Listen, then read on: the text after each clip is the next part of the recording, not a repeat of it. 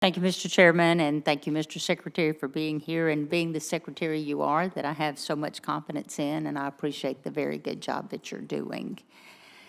The department's fiscal year of 2027 budget request that we're talking about today includes a plan, as you say, to unify the Bureau of Ocean Energy Management and the Bureau of Safety and Environmental Enforcement into the Mining Minerals Administration. I commend the department's efforts on doing that and to improve the efficiency across all three of the agencies. I think it's just such a smart idea. But it is also important that the department continues to build on a prioritize that safety of the offshore oil and gas workforce. I represent Mississippi. We're on the Gulf of America. We have so many constituents that work in this area, and I can list family after family that's been affected by things that have happened out there as they were at work.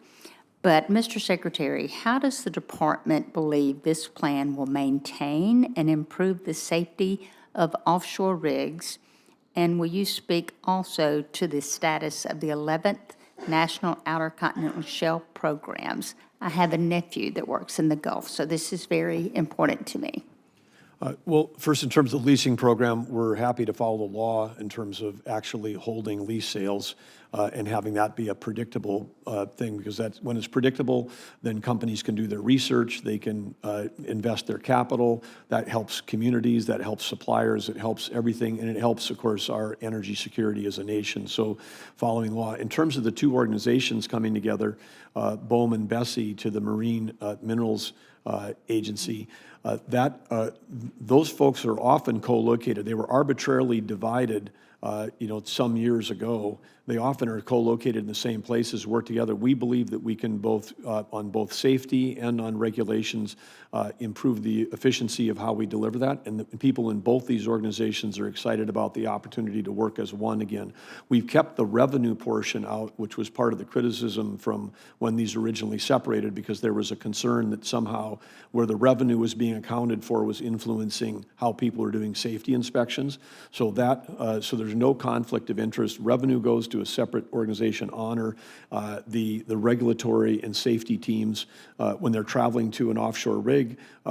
We essentially can have more people available to do inspections than what we have right now, because before we had the duplication of two different groups. So it is, I think, just a smart step forward in terms of delivering on both environmental protection and safety for the workers. Thank you, because it is critical for my state. Turning to the National Park Service, I want to thank the department for the work that you've done to install a new superintendent in the Vicksburg National Military Park. You know, that's one of the most visited sites in the entire country, and we're very proud of that, and I appreciate your efforts to make sure that continues. We look forward to his leadership, working with him to continue improving one of Mississippi's greatest attributes that we think. Additionally, Mississippi is home to the largest portion of the Natchez Trace Parkway. Along the trace, there is no shortage of areas to sightsee, hike, and camp.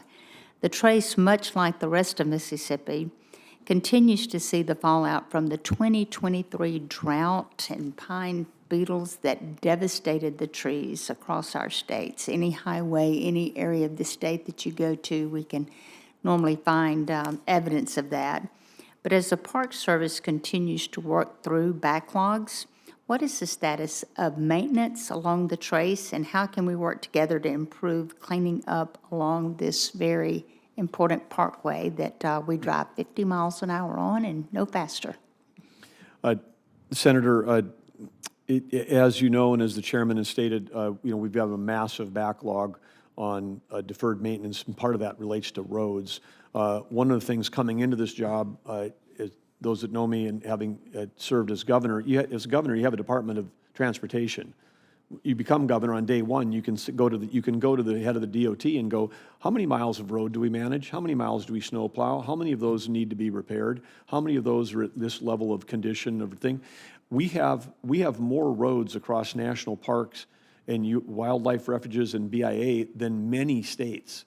I'd say most states. I mean, we 20% of the federal land, all those roads then are federal roads, and we don't have this department has never received the funding to maintain those roads the way they need to. Then we'll have a washout, like in, the state of Washington or something, and then we're running around chasing emergencies, no standard emergency funds. We should just count on the fact that we're going to need what we need for maintenance, and we need to count on having emergencies. So the underfunding, the chronic underfunding of federal assets and resources within the interior is a chronic issue.